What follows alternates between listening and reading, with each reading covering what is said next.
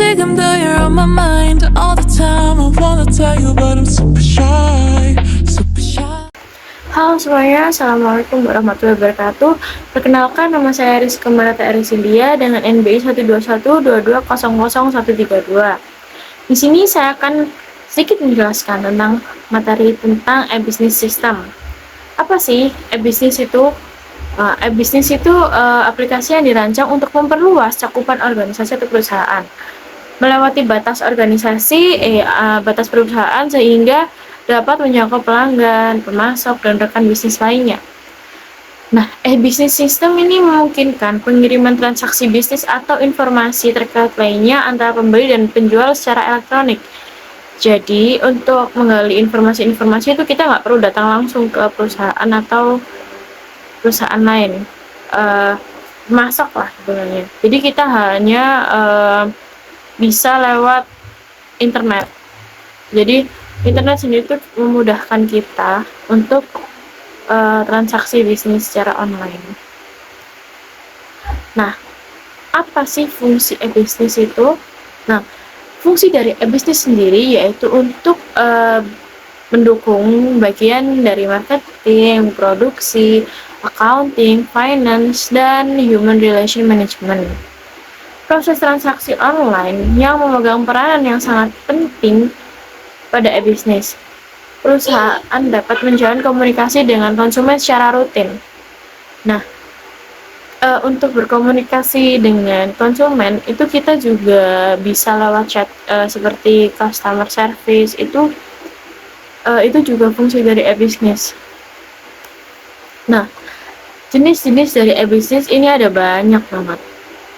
Ada yang pertama yaitu B2C atau business to consumer, yang kedua ada C2B, consumer to business, yang ketiga ada B2B, business to business, yang keempat ada C2C, consumer to consumer, yang kelima ada G2B, government to business, yang keenam yaitu B2G, business to government, yang ketujuh ada G2G, government to government, ada juga G2C, government to consumer, ada juga C2G, consumer to government. Ada banyak banget contoh jenis-jenis dari e-business itu sendiri. Nah, kita bahas komponen utama dari sistem e-business yaitu e-commerce. E-commerce itu merupakan bagian dari e-business yang berfokus pada transaksi jual beli produk atau jasa secara online. Platform e-commerce memungkinkan pelanggan untuk melakukan pembelian secara langsung, pembelian langsung melalui situs web atau aplikasi. Jadi contohnya seperti kalian beli tumbler di Shopee. Nah, Shopee itu termasuk e-commerce gitu. Jadi kalian nggak perlu langsung datang ke tokonya, tapi ada e-commerce jadi untuk memudahkan kalian untuk membeli produk-produk dari toko-toko mereka. Nah, yang kedua adalah supply chain management atau SCM. E-bisnis menggunakan teknologi untuk mengelola seluruh rantai pasokan dari pengadaan bahan baku hingga distribusi produk akhir kepada konsumen. Yang ketiga ada customer relationship management atau CRM. Sistem CRM ini membantu perusahaan dalam mengelola interaksi dengan pelanggan. Nah, meningkatkan layanan pelanggan dan mempersonalisasi komunikasi untuk meningkatkan kepuasan dan loyalitas pelanggan. Yang keempat ada Enterprise Research Planning atau ERP. Sistem ERP ini mengintegrasikan berbagai fungsi bisnis seperti akuntansi, keuangan, sumber daya manusia, produksi, dan penjualan dalam satu platform terpusat. Yang kelima ada Content Management System atau CMS. CMS ini digunakan untuk mengelola konten digital seperti teks, gambar, video, dan dokumen lainnya. Hal ini memungkinkan perusahaan untuk mengatur dan mendistribusikan konten secara efektif di berbagai platform digital. Yang keenam ada social media marketing, yaitu penggunaan platform sosial media untuk mempromosikan produk atau jasa, berinteraksi dengan pelanggan, dan membangun merek. Nah, kita kan sebagai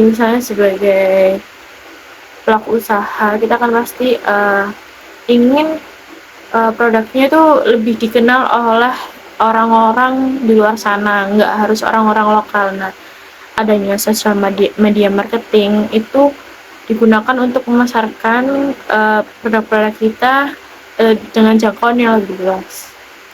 Itu termasuk komponen dari sistem e-business. Yang ketujuh ada mobile commerce atau m-commerce. Transaksi bisnis yang dilakukan melalui perangkat mobile seperti smartphone dan tablet. M-commerce ini memungkinkan akses yang mudah dan cepat ke produk dan layanan kapan saja dan di mana saja.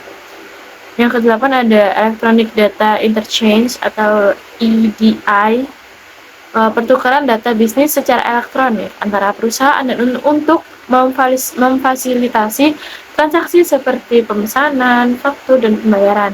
Nah, EDI ini meningkatkan efisiensi dan mengurangi kesalahan dalam proses bisnis.